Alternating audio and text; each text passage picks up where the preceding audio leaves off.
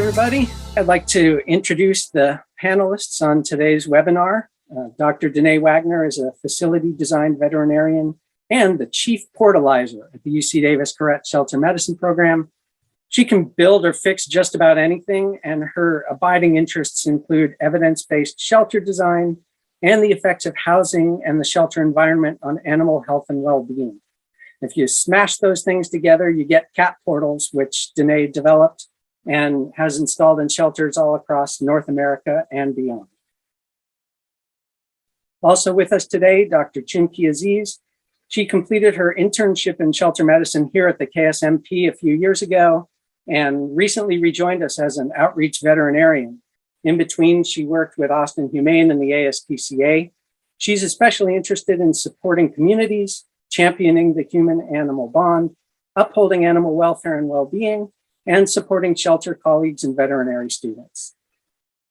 And last but not least, Karen Green joins us. She's the executive director of the cat adoption team, which has the great acronym CAT, the largest cat-focused organization in the Pacific Northwest, with around 3,000 adoptions a year and robust spay, neuter, and retention programs.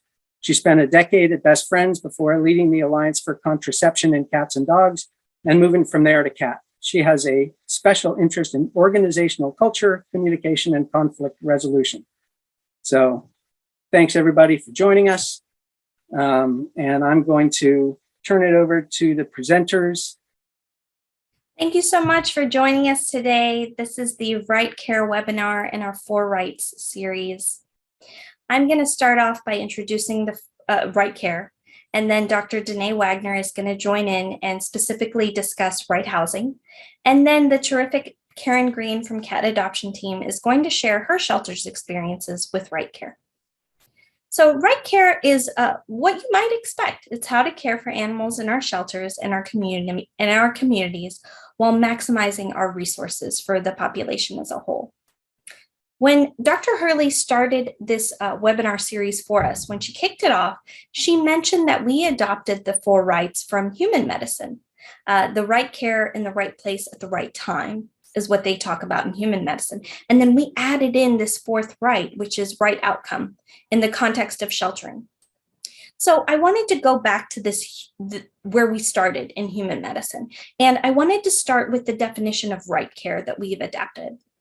So right care is evidence-based, it's patient-centered, and it focuses on optimizing the health of the population by delivering what is needed and effective and responsible in its use in resources. And of course, that's very relevant to us in sheltering. We're always thinking of stewardship and responsibility and doing the most we can with our limited resources. Right care is also balancing the benefits and harm of care, right? So overuse of care can have negative side effects. One example could be retroviral testing in shelter cats. We've recognized can have downsides to it, right? And what's interesting to me is that in human medicine, they've recognized that overuse of care is not limited to just rich countries, and underuse of care is not limited to just poor countries. So each country has multiple causes and examples of overuse and underuse. And it made me realize that in the same way, shelters, regardless of how nice or well-funded or budget-strapped they might be, we're all working on achieving that balance of right care. So where do we start with the provision of right care? You probably guessed it. It's the basis is capacity for care and the 5 freedoms. So let's go there.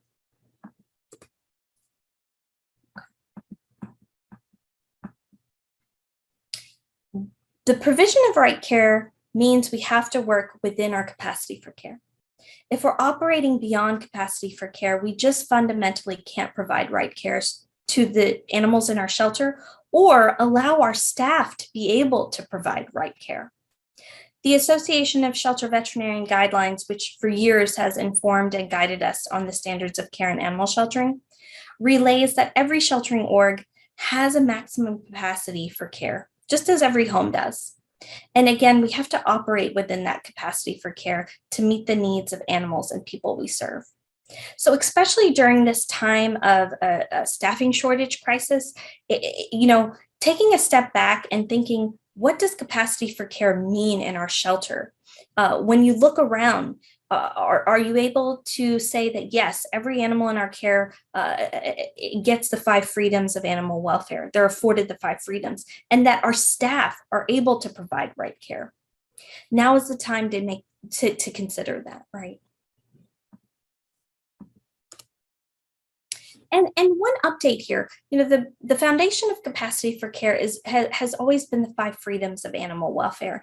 And there's been an update, and that's the 5 domains of animal welfare.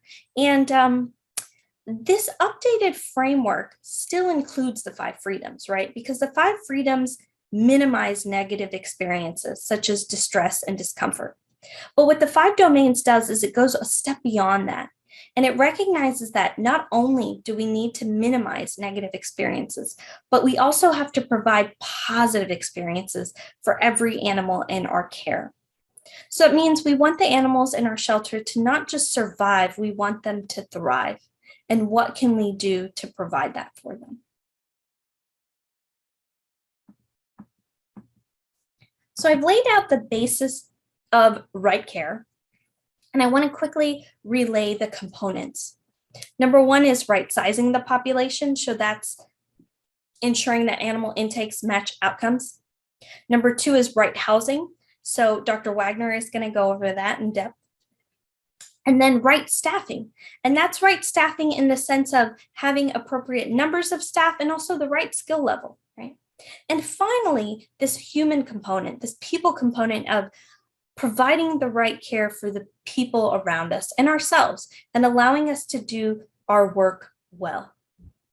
So let's jump in to one more concept, which is right care within the community and access to veterinary care. We know that when we operate within our capacity for care in our shelters, we can sometimes build up capacity and extend our services to provide additional care out to the community.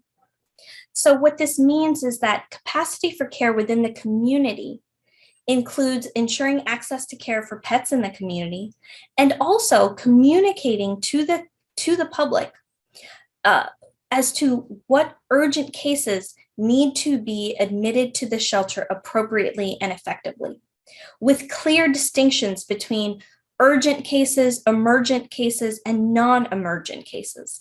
And Dr. Hurley talked about this in the right time webinar. And it's really that idea of focusing on the triaging services for animals so that we can admit the animals who need us the most as urgently as possible. What that brings us to is this idea of capacity for care within the whole system, right? We want right care in the shelter and the community. We don't want either or, we want both. And when we house the right animals as determined by the right place and the right time, we can provide the right care for every animal in our shelter. And sometimes we can even extend that care and provide right care to those outside of our shelter. So first big component is right sizing the population.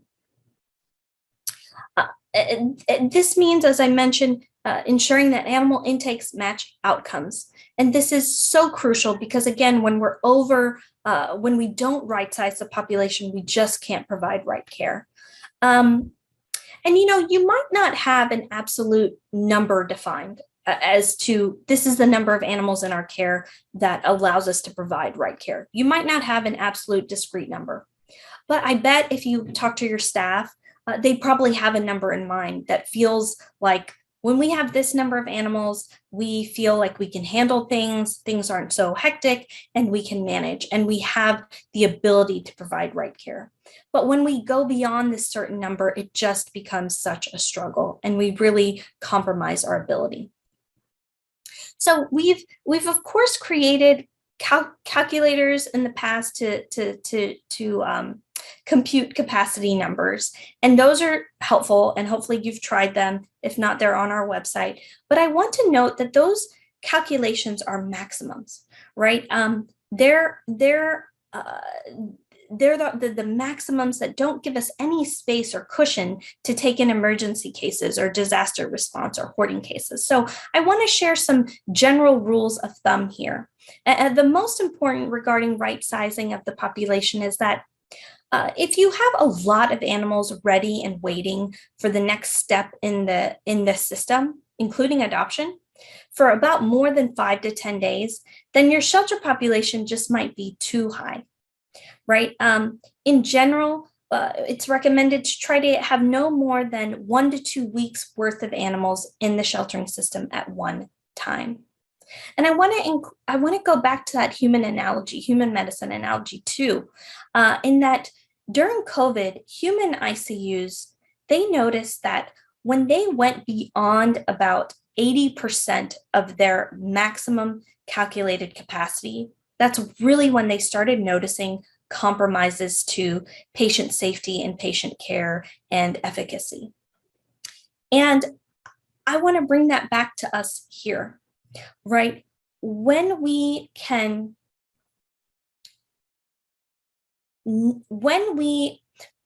take a step back. There's often been an expectation in sheltering that we have to always operate at maximum, and that a crisis state is only triggered when we're over that maximum.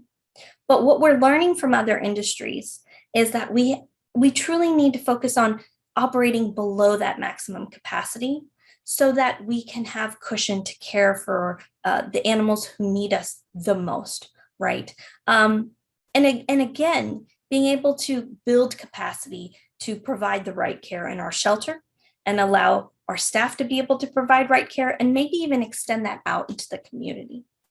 So that's something we really want to express here. During COVID, a lot of shelters were able to experience what that felt like, operating below capacity. And maybe you were able to create some proactive work or do proactive work around that when you weren't functioning in crisis mode. And that's what we hope and desire for every shelter all the time, right? Is that right sizing the population can hopefully allow you to do more. So what about right staffing? We know that we can't do any of this life-saving work without the right staff, right? And there are simple staffing capacity calculators out there, those 15 minutes per animal per day for feeding and cleaning. But we know that we often have a lot more intricate or complex cases that need more care, more emotional or medical care than just feeding and cleaning.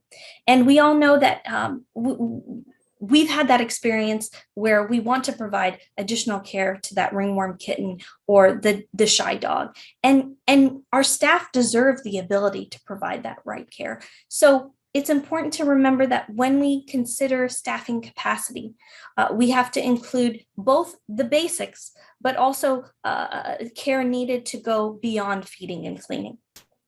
Incorporated in staffing capacity calculations, we also have to think of flow-through care needs, right? So that's the amount of time to do maybe adoption processing or meet and greets or contacting owners to increase reclaim rates, all the things that we need to do to hopefully get the animal out of our door as safely and as healthy as possible. And one more note here about staffing capacity is that when we start trying to keep animals out of the shelter, keep animals in their homes, when we start to intervene and try some upstream interventions to keep animals out of our four walls, we might actually need more staff or more time. So even though over time, shelters might see a decrease in the number of animals on site, that doesn't mean that we need less staff. Indeed, we might actually need more staff, right? And finally, I want to touch on right care for people. So we know that right care for animals means that we have conditions that are kind to animals. And to meet those conditions, we can only care for a maximum number of animals at one time, right? That right sizing the population. And that's true for people as well. To ensure that conditions are kind to our staff, we have to recognize how many animals our shelter can truly care for at one time. If we go beyond that, we hurt both animals and our staff. So how do we set ourselves and our staff up for success? How do we line up expectations with reality? We know that when expectations and reality don't line up, that's when we see frustration or burnout or just harm to our workplace culture. And focusing on harnessing the 4 rights so we can operate within our capacity for care can ensure that we provide right care for people as well. And this is particularly true now in the staffing shortage crisis. How do we keep the terrific staff that we have? How do we set them up for self-care? We know that self-care isn't just something that we can do on our own. Our organization, our company, our workplace culture has to support us in our right to self-care. So before I pass the mic to Dr. Wagner, I want to share one exercise that might be of help. This is a bullseye exercise that looks simple, but is helpful to do with your team and really everyone on the team to really define what your targeted priorities are. And especially when you're short-staffed, you have to make sure that you're on the same page as a team in terms of what you're going to focus your time, resources, and staffing on, right? Making sure we have our priorities same across the page can make sure that we are operating within capacity for care and using, leveraging our limited staffing to the best of our ability. So I encourage you to try this. It's something to do with your entire team and to see, where does everyone stand? What is everyone's individual priorities, and how do we figure out what our organizational priorities are and ensure that we meet that middle path there? So thank you for spending this time with me. I'm going to turn the mic over to Dr. Wagner, who's going to dive into the specific components of right housing. Hello, I'm Denae Wagner with the Correct Shelter Medicine Program, and I'm going to talk with you about right care in the concept of good housing for dogs. When I talk about the housing unit, there's the physical housing unit, but housing is bigger than that. It is the housing unit and the environment that surrounds that. But for these next few minutes, I'm mostly going to talk about the housing unit itself. And this is where animals spend most of their time. It affects our ability to provide care in a timely, humanely, and safe manner. The housing that we use in our shelter environments, in our shelters, facilities, this is space smaller than where most of these animals have lived previously. So it's inherently restrictive space. And with that comes some amount of stress. The good news, we know so much more about housing than we did even a few years ago. The shelter's not the right place for every animal, but for those animals that need shelter care, we have the best opportunity to keep them happy and healthy when we provide them with good housing. Good housing in a shelter environment most often is a double compartment housing unit.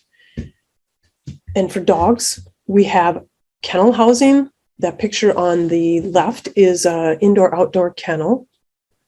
The picture in the middle is a real life room. This is a double compartment real life room. And that it's an indoor double compartment housing space. The back compartment for that is in a staff only area that's behind the real life rooms.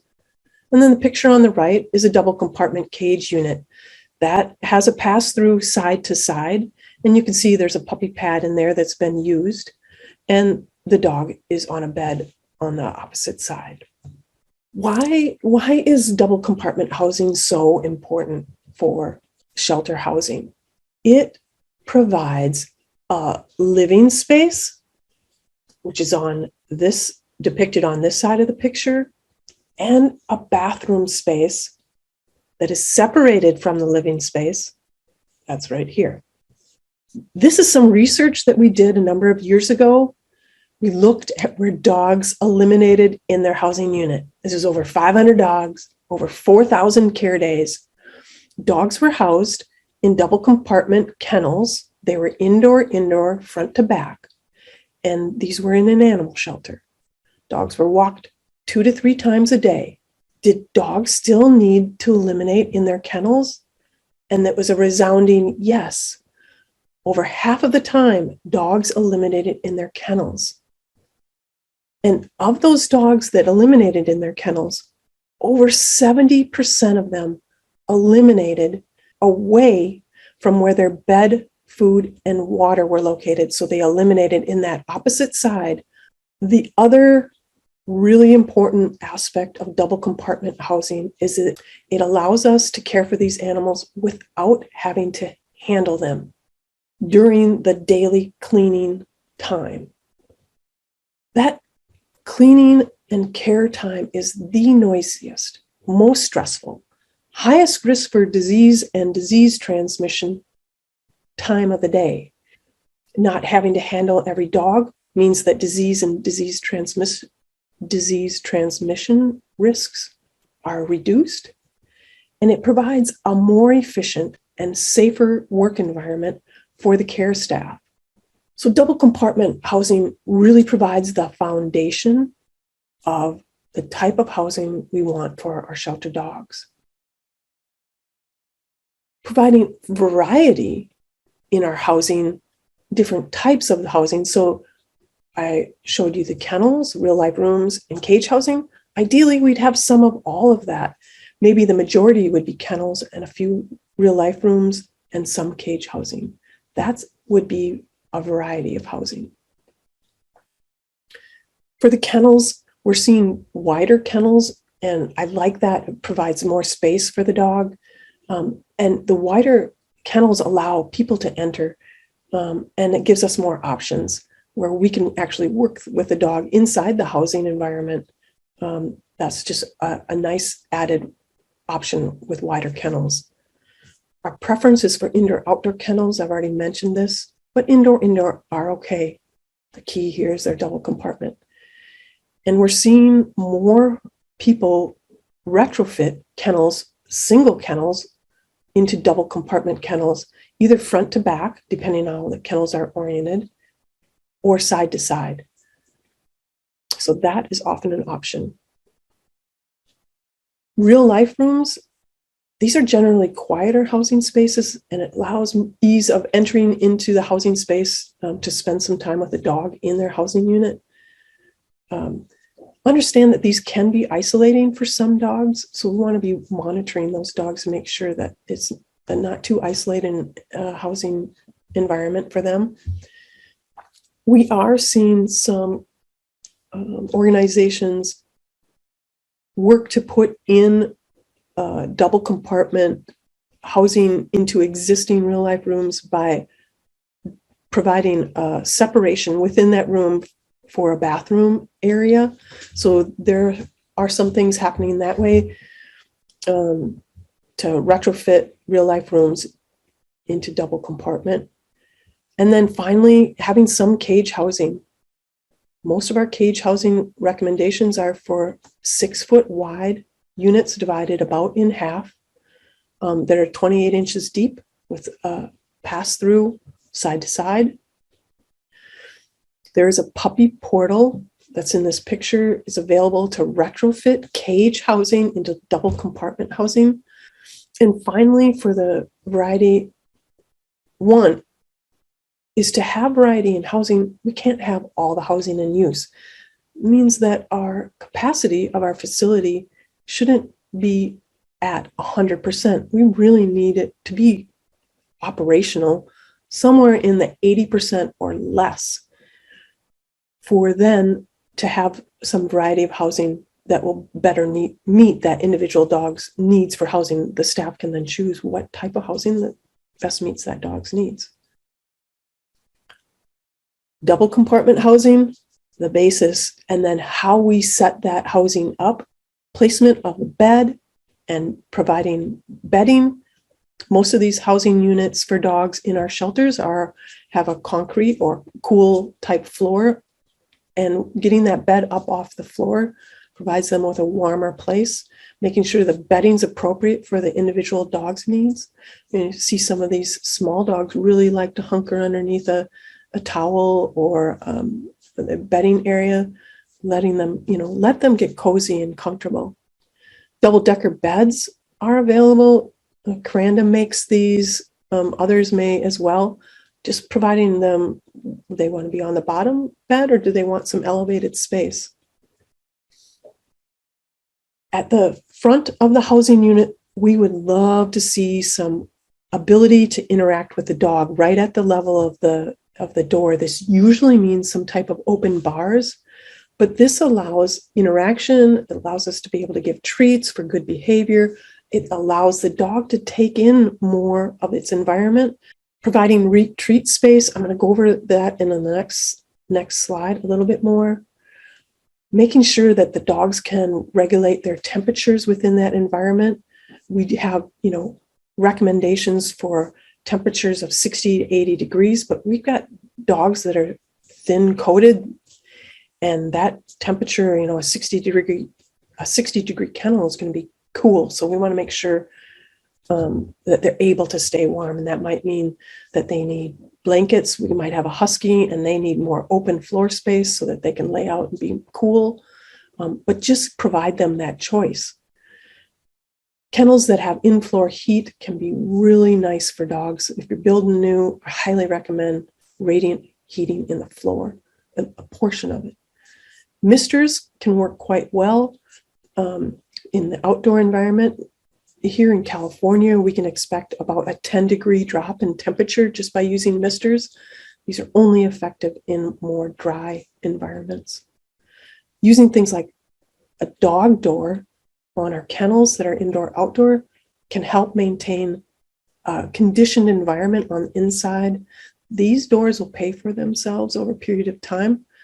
Having toys in the kennels, Kongs, food dispensers, giving those dogs choices in that regard. And then this is more for real life rooms, but getting some furniture in those, making those look more like a living environment. Here's the retreat space, the high-sided bed. That's this bed right here. And this plastic container also has the same ability to provide retreat space for dogs. These are pretty easy to make.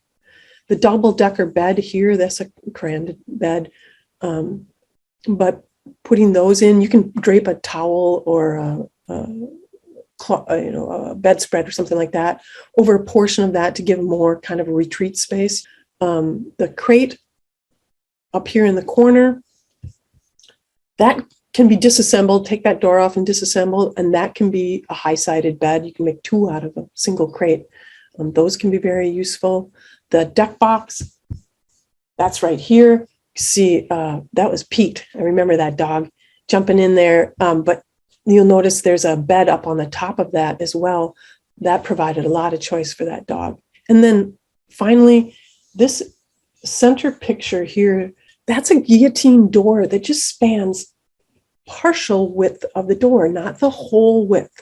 And that's super important because what it does by being only partial, part of the width of that kennel, is it provides built-in retreat space. All our kennels that are double compartment should have some of this built-in retreat space.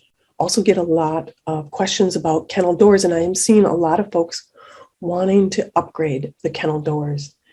And here is my recommendation. Provide the ability to interact at that door front. Usually that's bar or wire. This not only allows interaction, but it allows ventilation in that housing space. And it can be a hybrid. This center panel or this center picture is a hybrid door. On the top is a clear panel that's for people to look through.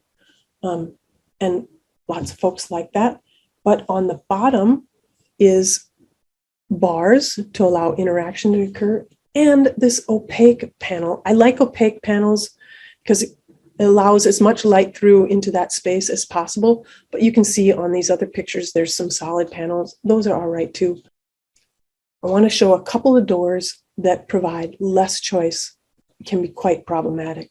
The all glass door is surprisingly isolating for the dog. There is zero interaction that can occur except for at the very bottom of the door. And I'll see lots of dogs that are in kennels with glass doors that their nose will go right to the floor as soon as someone comes into the room. This picture on the right is super isolating for the dogs. Not being able to see dogs or what is going on outside of the housing environment, it is very stressful for the dog. People do this in hopes that it decreases the stimulation for the dog within that housing unit, but it doesn't. And it doesn't keep the kennels quieter. What we see with that is the behavior of dogs jumping, if possible, to take a look out. And that type of behavior, we don't want to be propagated. We don't want that to be occurring in our shelter environments. I highly recommend not covering the kennel door all the way across. Do a partial panel and give that dog choice. And you might be sitting out there going, yes, but this is the housing we have. I want to say one of the things I strive for is the ease that comes with well-designed animal shelters and shelter housing, where some of the well-being and ease of care is provided for by the design, where we don't even have to think about what we need to do. It's designed into it. That's how I see double compartment housing. It's relatively easy to improve. We've seen it easy to improve in cat housing, single compartment units. We can portalize that and make it good double compartment housing. We can do similar things for dogs, but it takes more effort. And it might seem kind of daunting, but we're seeing more folks do it. It's possible. We can retrofit some of our kennel housing in many instances. Poor housing is a physical impediment, really, to all of our good work that we're doing. It doesn't allow us our options to do spot cleaning. We have to handle the animals a lot more. That's stress for the animals, puts staff at risk. Disease and disease transmission risks. We need to identify poor housing and get a plan in place to get it into good housing. A lot of them can be retrofitted. Some of it might need to be replaced. A lot of folks are thinking about new housing or new shelters. We want to make sure that our new housing is good, solid housing, double compartment housing. Good housing is the foundation of right care. It is going to provide everything that we can build upon. The housing setup, we want to do that right, give as much choice as we can to the animal in the many ways that we can, provide a retreat space, tailor that setup to the animal's needs as much as possible, and then monitor them on a daily basis. This is where rounds come in, really making sure that that housing is meeting that animal's needs. Our shelter housing, no matter whether it's expensive and pretty looking, our best housing ever, it's always going to be restrictive housing. So we just need to keep that in mind. There's some limitation with that.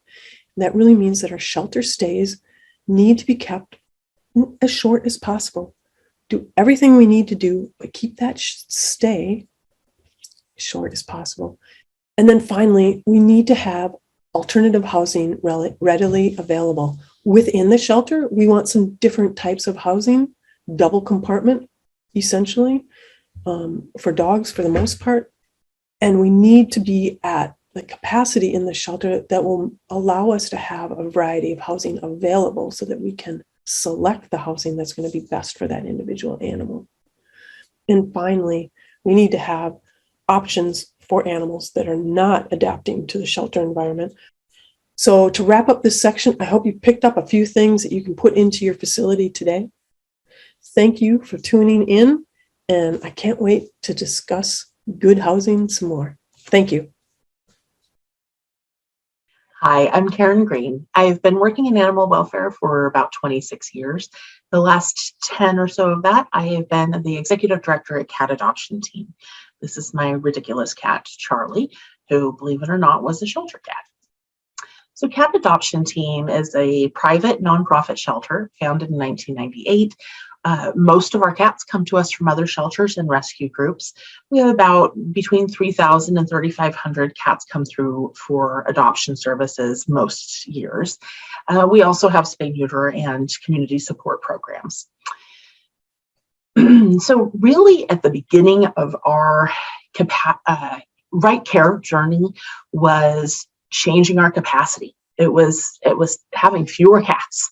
And I can't imagine how all of the other things that have happened since then could have happened without that shift. So back in 2012, so between 2011 and 2013, we were averaging typically about 100 adult cats at a time in-house. And our long-term residents, we were averaging about 41 long-term residents at a time. And those are cats for us that have been with us for 90 days or more. So that means that like 41% of our adult cats had been with us for 3 months or more, sometimes many months or a year or two, mostly in 2x2 foot kennels or in, smallish free roam rooms, but with, sometimes 6, 8, 10 cats in them, which is just, I think we can all agree, too long for those cats to be with us. So we heard about, the capacity for care and adoption-driven capacity, portals, making the kennels larger, and those all sounded really intriguing to us. Mostly, there were also staff and volunteers who were pretty concerned about what this move would be. Primarily, if we have fewer cats, isn't that going to mean that we aren't going to be able to help as many cats? And that was a concern that we moved forward with. How are we going to be able to, how are we going to be able to help as many cats? People thought if we just don't have as many housing units and we are keeping a lower population. And so we did everything we could to address those concerns, but we did end up needing to move forward with some staff and volunteers still not fully on board. So when we jumped in, so our launch plan, we were able to raise some money, grants and a direct mail appeal to install the portals. We did the installation during our slow season when our population was lowest, so we could move the cats that we did have in our kennels at the time out to foster care or other housing. And we moved from having a population of, like I said, around 100 adult cats at a time down to between 40 and 45. So it was a pretty big shift for us. We didn't change our intake criteria. So we were taking the same kinds of cats, and we just changed how we were housing them and how many we had at a time. We started a fast track scoring system to help us identify at intake cats who were likely to need more support and care while they were with us. So we know who the cats are generally that tend to move really quickly through our system, and who the cats are that tend to need a little bit more. But what used to happen is that we would notice after weeks or months maybe that a cat was not doing great and needed something different.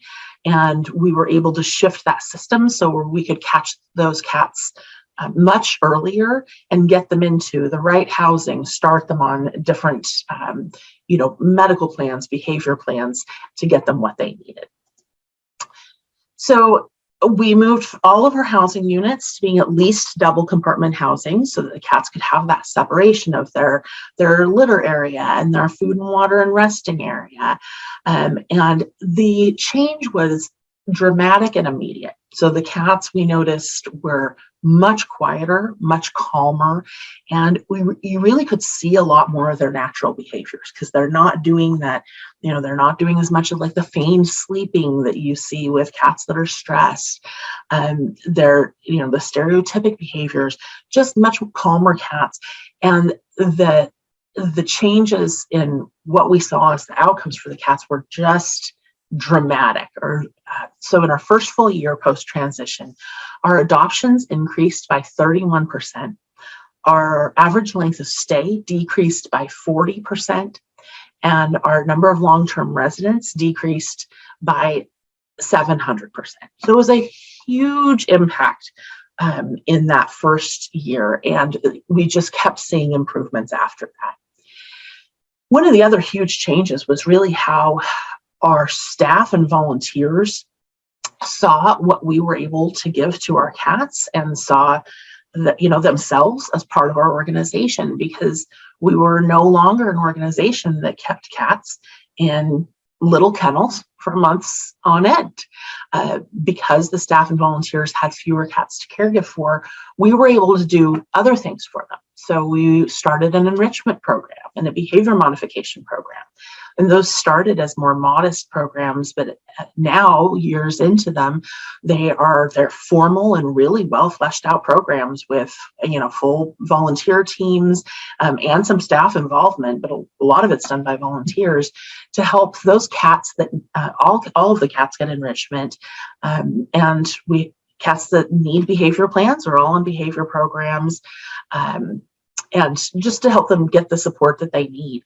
We have a lot of different types of housing that we can offer cats, including, our kennels, rooms. We use offices for housing for cats that need something different, and of course, foster care. So we've got a lot of cats that we will move off site when they need something different, especially when they need something quieter.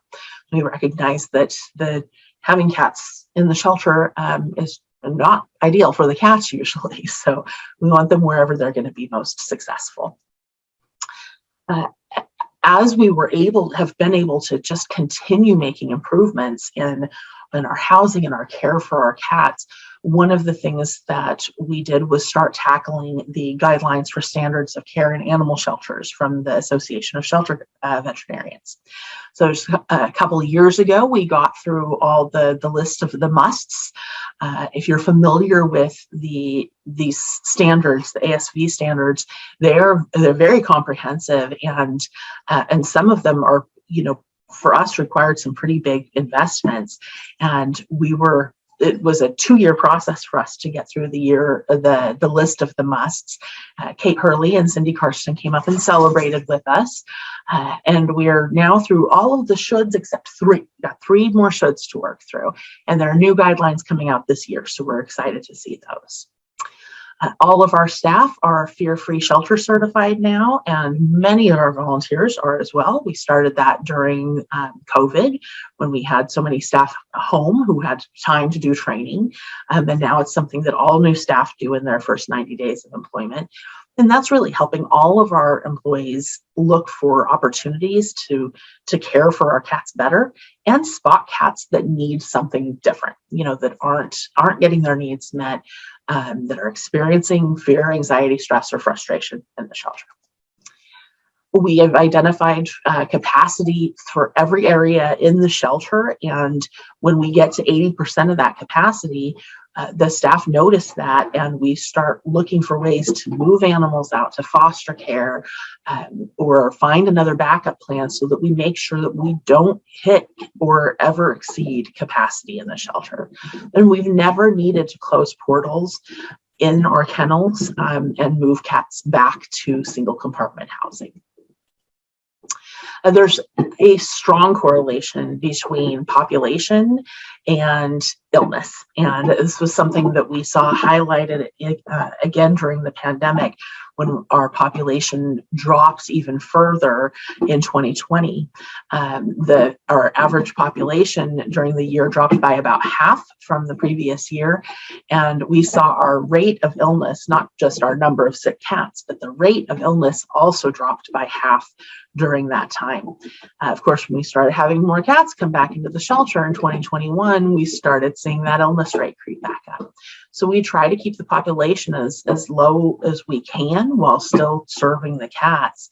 But it's interesting to see that, but there are very strong correlations. And of course, sick cats stay in the shelter longer. It's harder to get good outcomes for them. So what we want is healthy cats that come in and then go out quickly to the right kinds of homes, good matches for them. So looking at some of the numbers from 2013, I'm going to use as our baseline year here, you can really see the differences across the year. So this is our length of stay. This is not including foster, but this does include time that cats were being treated for any illnesses or injury, hospitalized, anything like that. So back in 2013, adults are this turquoise line and kittens are the orange line. Our average length of stay for adult cats was 45 days. We've got that down now to 11. And you can see in that first year, we had a pretty substantial decrease. We went from a month and a half down to just over a month, 33 days. But that's kept dropping because across these years, we've been able to do all these other things. Build the enrichment behavior modification programs, achieve those ASV guidelines, all of that stuff that, again, I don't think we ever could have done if we were just still buried in cats and spending all day just caregiving for cats and taking care of sick cats. We also saw our kitten length of stay decrease a lot initially, and then we've kind of been able to keep that down at this number. It seems like we're kind of resting in the about 6 to 9 day period for kittens. Long-term residents, huge drop from an average of 31 and a half in 2013. It's a lot of cats to have had for over 3 months, down to between 2.5 and 3 the past few years. We know who our long-term residents are. The management team discusses them every week, and make sure that we have a plan for them. We actually start discussing them now when they're at 6 weeks or 60 days for sure, but often earlier than that. And then we've been able to place a lot more cats that have more challenging, or harder to place cats. So this is FIV positive cats, senior cats, feline leukemia positive cats. We've seen all of these adoption numbers increase over the years. And this doesn't include, our shy cats, our sassy cats, cats with some other medical issues, special diets, some of those that are not as easy to pull from our shelter software. A lot of the change over these years has really been for and with our staff. I mentioned before how they see themselves differently and their relationship to the organization now that we are able to give so much better care to our cats. It feels a lot better to them. But we also really focus on capacity for care for our people. We want to make sure that we're not pushing our people past what they can do and be happy and healthy, just like our cats. I highly recommend this book. We worked through this as a management team several years ago. We've worked through a pretty intensive process to try to get our workloads for our staff to manageable levels. That is an ongoing process to try to manage that, but it's so important. We really try to, we really prioritize people and making sure that we're taking care of our staff.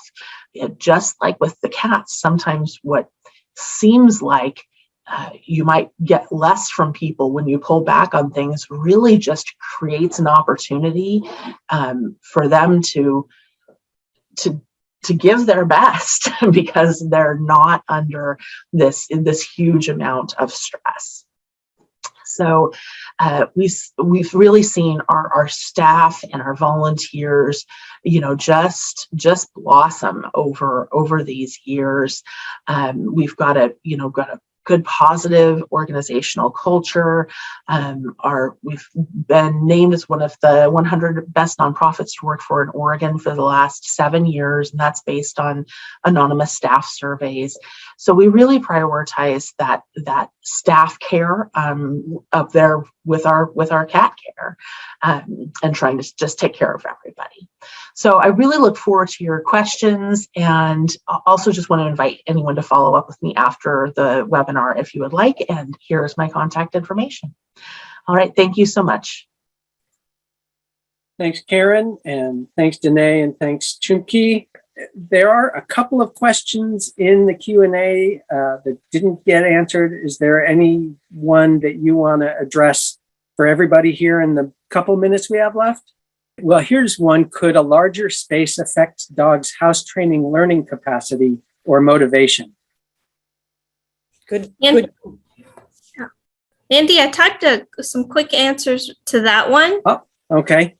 And Denae, please holler here, but more so than the larger size, the double compartment housing is most important. So giving them 2 discrete areas. But Denae, what are you thinking? Yeah, I think having a place where they can use for elimination separate from where their main living side is super important. And especially for dogs, if we can have that in an outdoor space, indoor, outdoor, that supports our dog's desire to eliminate outside for those guys that are housebroken. And it also gives dogs that maybe aren't housebroken a good idea of where they're going to need to go when they are in their new home, if they're adopted.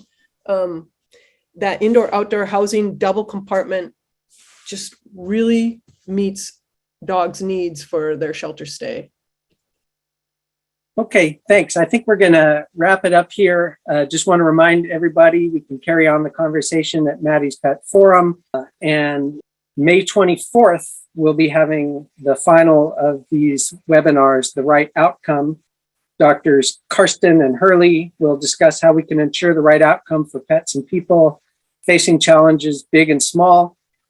As always, thanks to Maddie. Thank you, everyone, for being here. Thank you.